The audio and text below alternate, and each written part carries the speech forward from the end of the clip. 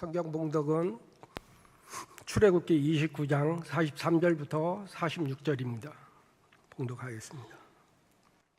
내가 거기서 이스라엘 자손을 만나리니 내 영광으로 말미암아 회막이 거룩하게 될지라. 내가 그 회막의 제단을 거룩하게 하며 아론과 그의 아들들도 거룩하게 하여 내게 제사장 직분을 행하게 하며 내가 이스라엘 자손 중에 거하여 그들의 하나님이 되리니 그들은 내가 그들의 하나님 여호와로서 그들 중에 거하려고 그들을 애굽 땅에서 인도하여 낸 줄을 알리라. 나는 그들의 하나님 여호와니라. 아멘. 자, 오늘은 출애굽기 29장의 말씀을 함께 나누는 날입니다. 출애굽기 29장은 제사장을 어떻게 세워야 하는가에 대해서 하나님께서 시내산에서 모세에게 말씀하시는 그 부분의 이야기입니다. 그러니까 25장부터 28장까지는 성막을 어떻게 세워야 하는가에 대한 말씀이었습니다. 성막에는 뭐 청실, 홍실 이렇게 해가지고 이렇게 다 마무리하시고 그 성막을 섬길 제사장을 이제 세우는 일은 이렇게 해야 된다라고 하나님이 말씀하시는 거예요. 이제 뒤에 가면 실제로 성막을 짓고 제사장을 위임식을 거쳐서 세우는 장면이 뒤에도 나오는데, 오늘은 하나님이 이렇게 준비해라고 가르쳐 주시는 장면입니다. 성막은 벌써 우리 앞에 목사님 그리고 우리 전도사님이 계속 설교해 주시면서 하나님의 임재가 있는 곳이라고 설명해 주셨습니다. 그러니까 성막은 하나님의 임재가 있는 곳이에요. 그래서요, 성막을 짓는 모든 과정은 하나님의 임재를 준비하는 과정입니다. 그리고 성막에 있는 모든 기물들 있죠. 그거는 하나님의 임재를 상징하는 것들로 채워져 있는 거예요. 자, 어떤 의미가 그 안에 담겨 있느냐? 성막 안에 뭐가 있습니까? 저 깊숙한 데 지성소에 법궤가 있고요. 그 안에 돌판이 거기 있고요. 그리고 그 앞에 지성소가 이렇게 휘장으로 나뉘어 있고요. 이쪽에는 들어가자마자 정면에 뭐 있습니까? 금향로가 있습니다. 왼쪽에 금촛대가 있습니다. 자, 그리고 오른쪽에 진설병이 있습니다. 자, 그리고 거기는 깜깜해요. 빛은 뭐만 있느냐? 금촛대의 빛만 있는 곳. 여러분, 이게 무슨 상징이냐 하면 하나님께서 이스라엘을 이 땅에서 가장 처음 만나셨던 임재의 순간을 상징하는 겁니다. 여러분, 하늘에 계신 하나님이 창조하신 이 세계로 들어오셔서 인간에게 자신을 현현하시고 인간을 처음으로 만나주셨던 곳 어디입니까? 시내산입니다. 지금 이 순간이 여러분 얼마나 장엄하고 위대한 순간인지 몰라요. 저 하늘에 계셨던 하나님이 미천한 우리의 세계로 들어오셔서 임마누엘 하시는 순간, 그 역사적 순간이 시내산이었어요. 여러분, 시내산에서 하나님이 모세를 만나시던 그 순간, 어떤 상황 속에서 하나님이 모세에게 말씀하시고 모세에게 나타나시고 모세에게 십계명을 주십니까? 흑암이, 연기가, 구름이 가득한 산꼭대기, 낙뢰, 번개가 치면서 큰 소리로 하나님이 임하셨다고 거기에서 증언해 주세요. 말씀이 그렇게 기록합니다. 이걸 상징하는 게 성막 안의 기물들이에요. 연기와 구름, 금향로입니다. 향로에서 연기가 올라오죠. 번개, 큰 빛으로 임하셨다. 빛을 상징하는 게 7개의 촛대. 그리고 진설병은 뭐냐? 하나님의 임재를 맞이하는 12지파 이스라엘을 상징하는 거예요. 그러니까요, 이 성막은요, 시내산에서 하나님이 모세를 만나시던 그 장엄하고 영광스러운 순간을 성막에 들어올 때마다 기억하라고 하는 하나님의 세심한 배려 같은 겁니다. 그리고 또 이 시내산에서 하나님이 모세를 만나시는 이 순간은 어떤 순간이냐? 흑암과 혼돈으로 가득했던 태초에 하나님이 말씀하심으로 빛과 질서가 온 세상에 나타났잖아요. 그 순간을 떠올리게 하는 겁니다. 흑암으로 연기로 자욱했던 그 산꼭대기에서 하나님이 오셔서 이스라엘에게 하신 게 뭐예요? 말씀을 하신 것입니다. 우리들이 어떤 삶을 살아야 하는지, 우리가 어떤 길을 걸어야 하는지 토라, 길을 보여주시는, 말씀하여 주시는, 태초에 하나님이 말씀하실 때 이 온 우주가 하나님이 말씀하신 대로 그대로 되니라 하셨던 그 사건처럼 신의 산에 오신 하나님께서 이스라엘을 향하여 새로운 창조를 선언하고 계신 것이에요. 이스라엘에게 말씀하신다는 건 뭐냐? 이스라엘을 하나님께서 새롭게 빚으시기 원하신다. 새롭게 창조하시기 원하신다. 하나님을 떠났던 인간이 다시 하나님의 말씀 안에서 말씀하시니 그대로 되니라 하던 그 창조의 역사가 이스라엘 자손 가운데에 회복되기를 원한다 라고 하는 것을 상징하는 것입니다. 이게 보통 장엄하고 위대하고 거룩한 순간인지 모릅니다. 우리는 이 무게로 신의 산의 사건을 바라봐야 하고, 이 무게로 하나님이 주신 십계명을 들어야 하고, 성막을 생각할 때마다 우리는 이 마음으로 기억해야 되는 거예요. 그래서 하나님께서 오늘 그 성막 앞에서 살아갈, 성막을 위해 살아갈 제사장들을 준비시키시는 말씀을 하시는 겁니다. 이게 너무 소중하니까. 이스라엘이 이 사실을 절대로 까먹으면 안 되는 거야. 하나님이 우리를 만나주시고 하나님이 우리에게 말씀하여 주신 사건, 우리를 창조하여 주신 사건을 잊으면 안 돼. 그래서 제사장을 준비시키시는 것입니다. 질문을 하나 드리도록 하겠습니다.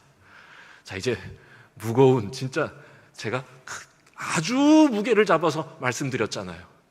요거 꼭 기억하시고 이제 조금 가볍게, 질 가벼운 질문. 이게 가벼운 질문일 수는 없는데요. 자, 머릿속에 한번 떠올려 보세요. 여러분들이 잊을 수 없는 예배의 기억 한번 떠올려 주십시오. 여러분들이 하나님의 임재를 온전히 경험했다고 느꼈던 그 순간을 한번 떠올려 보십시오. 나는 그때 그 예배, 그날의 그 예배에 아까 우리가 찬양한 것처럼 세상과 나는 간 곳 없고 구속한 주만 보이도다. 아까 배단이 찬양을 제가 저 자리에서 이렇게 함께 듣는데 정말 완전히 빠져드는 겁니다. 세상과 나는 간 곳 없고 사철의 봄바람 불어입고가 울려나는 것이죠. 그런 예배의 경험 아마 다들 있으실 겁니다. 저에게도 있습니다. 저에게는 가만히 저도 설교를 준비하면서 그랬던 예배의 순간을 떠올리니까 저에게 한 3개 정도, 3번의 순간을 이렇게 꼽을 수 있겠다 싶은데, 군대에서 제가 홀로 기도했던 자리, 저녁을 먹고 같이 있던 군종하고 서로 시간을 나눠서 저는 8시부터 9시까지 교육관에 혼자 들어가서 거기에서 혼자 피아노 치면서 찬양하고 혼자 말씀을 읽고 기도하고 그랬던 시간이 있어요. 이거를 제가 제대하기 6개월 전부터 6개월 동안 했거든요. 근데 그때 그 시간이 기억이 나요. 정말 제가 하나님을 정말로 믿게 되던 그 순간, 그리고 하나님이 믿어지던 그 순간에 생각이 아득해진다고 해야 할까요? 정말 아득해지던 그 순간, 그리고 눈을 감고 기도를 하는데 큰 소리로 기도하지 않았는데도 얼마나 울었는지 모릅니다. 그 순간이 기억이 나고요. 또 한 번은 제가 청년들 사역할 때 청년들하고 같이 스리랑카라고 하는 나라에 이 단기 선교를 갔습니다. 근데 그때 그 묵고 있던 숙소가 선교사님이 신학교를 하던 자리였는데, 그 신학교를 하던 그 교실에서, 반지하의 교실인데 거기에서 15명의 청년들하고 함께 모여서 예배했던 그날의 그 감격, 기쁨 잊혀지지가 않습니다. 그리고 가장 최근에 우리 중앙교회에서 이제 예배드리기 시작하면서 2024년도 청년들하고 같이 수련회 했던, 여기에서 이제 수련회 했던 때가 있어요. 너무 감사했던 순간이었습니다. 정말 세상과 나는 간 곳 없고 구속한 춤만 보이는. 여러분, 하나님은 항상 우리와 함께 하시는 분입니다. 그런데 우리가 항상 그 임재를 경험하는 것은 아니지요. 이유가 뭘까? 가만히 생각해 보면 제가 하나님의 임재를 충만히 경험했던 그 예배 순간들의 공통점이 있습니다. 뭐냐 하면 제가 하나님의 임재를 누릴 준비가 되었다는 겁니다. 그때 우리는 여전히 나와 함께 하셨던 그 하나님의 임재를 충만하고 풍성하게 마주하게 되는 거죠. 제가 군대에 있을 때 제가 정말로 하나님을 알고 싶은 소망이 있었어요. 그 소망으로 그 시간을 구별해서 거기에 가서 제가 피아노 치면서 찬양도 하고 그랬던 겁니다. 그 간절한 마음이 있었어요. 그러니까 그게 준비되어 있었던 거죠. 스리랑카를 또 가만히 생각해 보면 단기 선교를 막 할 때 그 청년들하고 같이 낮에 경험했던 일들, 그리고 저녁에 한 사람도 빠짐없이 다 하나님의 은혜를 바라던 그 마음들이 느껴졌고요. 그날의 조명, 그날의 냄새, 서로에 대한 신뢰, 모든 것이 완벽했습니다. 그때 우리가 다 같이 그 하나님의 임재를 다 경험한 것이죠. 2024년 겨울 수련회 이곳에서 예배할 때도 그랬어요. 시간을 잊은 것처럼, 공간이 어디 있는지도 모를 것처럼 저는 하나님 안에 있음을 느꼈던 그 순간 모든 것이 맞았죠.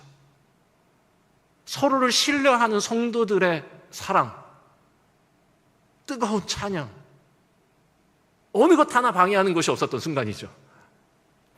맞습니다. 여러분, 모든 것이 준비되었을 때, 아니, 정확하게 말씀드리면 우리가 준비한 것이라기보다 우리를 준비시켜 주시는 하나님의 은혜에 모두가 한결같이 응답했을 때 주시는 은혜가 임재입니다.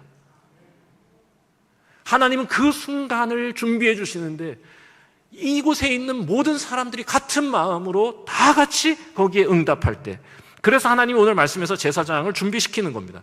여러분, 성막을 하나님께서 만드시는 건 하나님의 임재, 하나님이 임재하실 것을 준비하는 과정이었다고 하면 오늘 우리가 읽은 이 29장에 제사장을 세우는 과정은요, 정확히 말씀드리면 하나님의 임재를 경험해야 할, 경험하고픈 우리가 준비해야 할 것을 얘기해 주시는 겁니다. 자, 무엇을 준비해야 하는가? 자, 이게 오늘 우리가 말씀 29장 앞에서부터 쭉 읽지 않고 마지막 부분만 제가 읽었는데요. 우리가 무엇을 준비해야 하는가를 제사장을 이렇게 준비해라 하는 것으로 보여줍니다. 제사장 뭘 준비하냐? 두 가지 준비하면 됩니다. 따라하시면 됩니다. 첫 번째, 깨끗한 몸. 두 번째, 성결한 영혼. 요 두 가지로 정리됩니다. 복잡하게 설명을 했지만 제사장이 준비해야 할 게 뭐냐? 하나님의 임재를 경험하기 위해서 하나님께 나아갈 때 먼저 깨끗한 몸을 준비해야 합니다. 말씀해 보니까 이렇게 돼 있어요. 4절에서 7절의 말씀인데 제가 다 읽지는 않겠습니다. 설명을 드릴게요. 4절에 7절에 보면 깨끗한 물로 씻고 깨끗한 옷을 입고 깨끗한 기름을 바르고 하나님 앞에 나와라, 이렇게 돼 있습니다. 그러니까 하나님 앞에 나아갈 때 우리가 준비해야 할 게 뭐냐? 깨끗한 몸입니다. 내가 하나님 앞에 보여드릴 수 있는 가장 아름다운 모습을 준비하고 나오라는 겁니다. 저는 예배드리기 전에 거울을 봅니다. 예배드리기 전에 꼭 화장실 들어가서, 물론 일도 보지만 제일 신경 쓰는 건 뭐냐? 거울을 봅니다. 어떻게 잘생겼나 보자, 이렇게. 이거 아니고요. 잘생겨봐야 뭐 못생기면 또 얼마나 못생겼겠습니까? 그걸 보는 게 아니고요. 거울을 보면서 제가 하나님께 예배할 준비가 되었는지를 확인하는 겁니다. 제가 청년부 사역을 하던 벌써 20년 전이 됐는데요. 저는 그게 믿겨지지가 않아요. 저 아직 안 늙었잖아요. 진실하게 웃어주시는 분이 별로 안 계십니다. 여전히 저는 젊은데, 그 20년 전에, 이 예배당에, 저희가 종교교회에서 오신 거 아시죠? 종교교회 예배당에 이렇게 들어갈 때 보면은요, 한쪽 그 입구의 벽면 전체가 거울이었어요. 얼마나 좋았는지 몰라. 들어가면서 그냥 보면서 들어가는 거예요. 그리고 청년들 맞이하려고 거기 이렇게 서 있기만 해도 준비가 되는 거죠. 그러면서 이렇게 보는 건데, 그래서 청년들에게 그렇게 얘기했어요. 들어오면서 거울 보라고. 거울 보는데 화장이 잘 됐나 보지 말고 네가 하나님 앞에 서는 표정이 똑바로 됐는지 확인해라. 마음이 바르면 표정이 달라질 거니까 하나님 앞에 예배할 아름다운 표정이 준비됐나? 이게 깨끗한 몸을 준비하는 것입니다. 내가 외모를 가꾸고 더 세련되게 그런 게 아니고 최선의 모습으로 내가 주님 앞에, 최선의 마음으로 내가 주님 앞에 서고 있는가를 확인하라는 것이죠. 그 마음으로 하나님께 나와라. 그리고 두 번째 준비해야 되는 게 뭐라고요? 성결한 영혼이요. 깨끗한 몸, 깨끗한 영혼입니다. 그래서 10절부터 14절에 아주 복잡한 제사의식을 막 설명하는데 제가 간단히 설명드리겠습니다. 속죄제와 번제를 드리라고 말씀하세요. 속죄죄, 어린 숫송아지 준비해서 속죄죄를 먼저 드려라. 죄로 인해 더럽혀진 너의 영혼의 오염을 이 속죄제물로 씻어내고 주님 앞에 나와라. 그 다음에는 뭐를 드리냐? 번제를 드리고 순양을 준비해서, 어린 수장을 준비해서 주님 앞에 드리고 나와라. 여러분, 번제의 의미는 뭐냐 하면 주님 앞에 내가 온전히 헌신한다는 상징입니다. 하나님 앞에 번제를 드릴 때 내가 그 번제 제물을 다 각을 뜨고 피로 범벅이 돼서 주님 앞에 그것을 드리는 것이에요.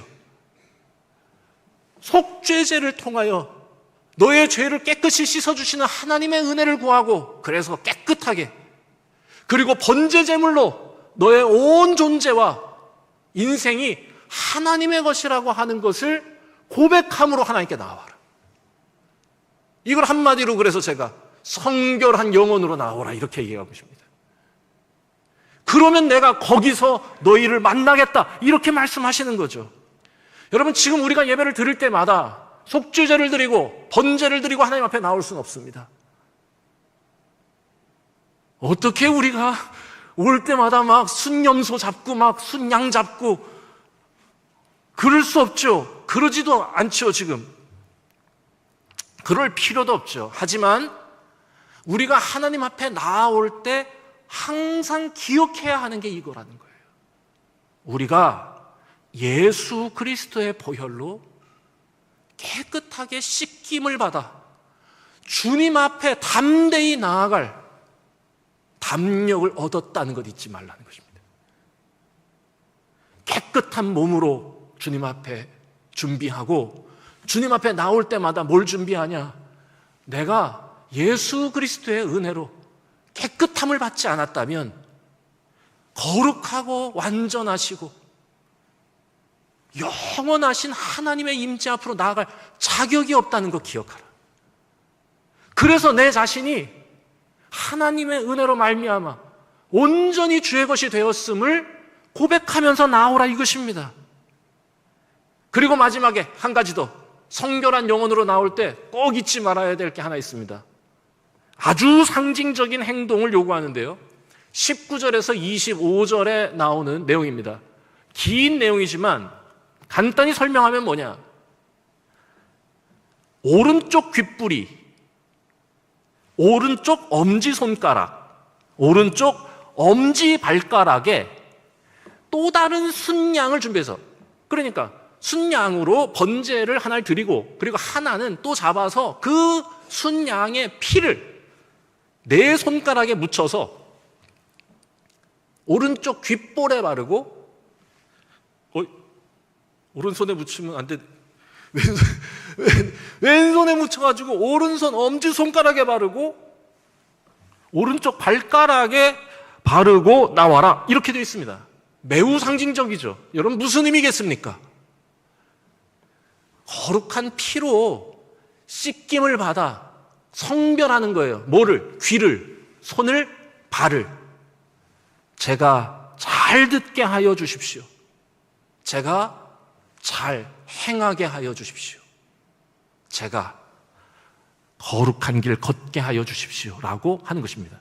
자, 이 순간에 다 오른손 이렇게 하셔가지고 오른손, 양손 다 하세요. 양손 다 하셔서 오른손으로는 예수 그리스도의 피 하면서 오른쪽 귓볼을 이렇게 만지세요. 이렇게. 그리고 왼손 가지고는 여러분의 오른손가락, 오른손 엄지손가락을 이렇게 이렇게 만지시면서 예수 그리스도의 피. 발은 집에 가서 하세요. 정리하면 깨끗한 몸, 정확히 말하면 하나님을 향한 진실하고 솔직하고 간절한 마음 가지고 나와라. 성결한 영혼, 예수 그리스도 그 보혈의 공로에 대한 분명한 믿음 갖고 내가 하나님의 것임을 고백하면서 주님 앞에 나와 예배해라 라고 얘기하는 겁니다. 그러면 거기서 내가 너희를 만나겠다. 여러분, 왜 제사장이 이렇게 준비해야 하는 거냐? 나 자신, 제사장이 하나님의 임재를 경험하기 위해서 아니에요. 제사장을 통해 모든 이스라엘이 하나님의 임재를 경험해야 되기 때문에 제사장에게 이렇게 준비하라 하는 것입니다. 너는 너 하나가 하나님 앞에 구원받고 하나님 앞에 영광스러운 존재가 되는 그런 사명을 갖고 태어난 자가 아니다. 너로 말미암아 온 이스라엘이 하나님의 임재를 경험하게 해야 할 거룩한 도구로 쓰임 받아야 할 것이니까 속죄죄로, 번제로 이렇게 구별하여 주님 앞에 나와라. 오늘 우리가 읽은 말씀입니다. 내가 거기서 이스라엘 자손을 만날 것이다.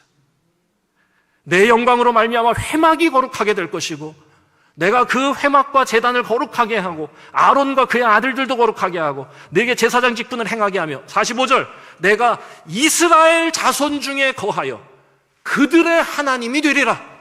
아멘입니다. 몇 주 전에 송민혜 목사님께서 25장을 설교하실 때 내가 거기서 너를 만나겠다. 거기가 어디였습니까? 지성소 아니었어요. 그러면 거기 누가 들어갈 수 있어요? 대제사장만 들어가요. 25장은 그러면 하나님의 임재는 대제사장에게만 허락된 것인가? 그때 송 목사님이 하나 더 맞추시면 선물 준다고 그랬잖아요. 기억 안 나세요? 오늘 이 말씀입니다. 우리 모두가 맞췄어요. 송민혜 목사님 모시면 다 뭐 달라고 그러세요. 그런데 오늘 이 29장의 말씀은 달라요. 뭐가 다르냐? 그 25장에 거기서는 저 지성소, 아무나 들어갈 수 없는 지극히 성스러운 곳, 거기서만 하나님이 우리를 만나겠다 하신 게 아니라요, 거기 제사장이 준비되고 하나님의 임재를 구하는 그 자리, 이스라엘이 제사장과 함께 예배하는 그 자리에 내가 너희를 만나는 자리가 되게 할 것이다. 아멘입니다. 이게 제사장이 준비해야 할 것들이라는 거예요. 이게 제사장에게 주어진 사명이죠. 왜 그렇게 깨끗하게 준비해야 하느냐? 온 이스라엘이 예배 가운데 하나님의 임재를 경험하도록 도와주어야 하기 때문입니다. 온 이스라엘이 예배하는 중에 세상과 나는 간 곳 없고 구속한 주만 보이도다 찬양하면서 그 임재를 경험하게 해야 돼요. 왜냐? 임재를 경험하는 그 순간 모든 것이 새로워질 수 있기 때문에 그렇습니다. 세상을 창조하셨던 창조의 손길이 준비된 우리, 그 임재 앞에 나온 우리를 붙들어 주시는 경험을 그 순간에 할 수 있기 때문에 그래요. 그래서 저는요, 이 말씀을 따라서 제가 목회자로서 사역하는 동안에 제일 중요하게 생각하는 저의 사명이 뭐냐? 성도들이 하나님의 임재를 경험하는 일에 방해되지 않게 해주십시오. 이게 제 기도 제목입니다.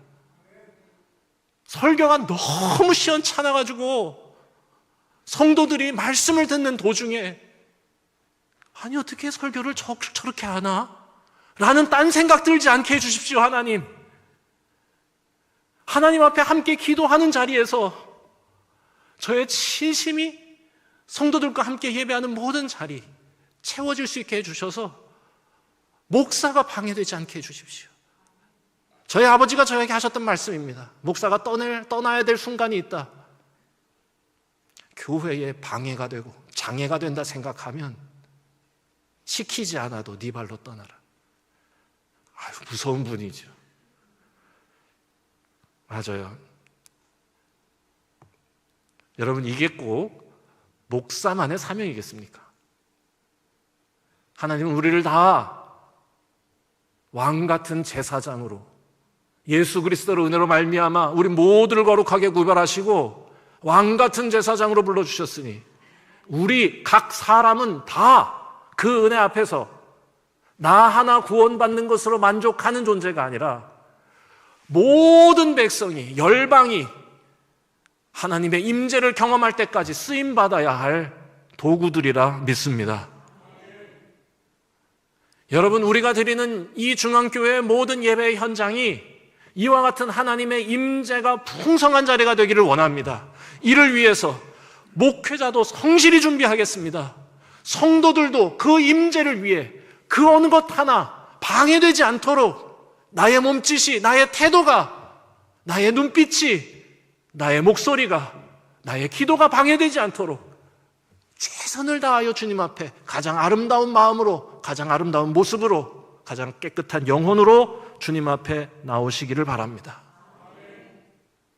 서로가 그 일을 위해 도와주기 위해 우리가 이렇게 한 가족이 되었고 성도가 되었으니 제사장으로서의 사명, 부르시는 그날까지 잘 감당하게 하여 주시옵소서 기도하는 오늘 되기를 바랍니다. 우리 함께 찬양하고 오늘 기도하겠습니다.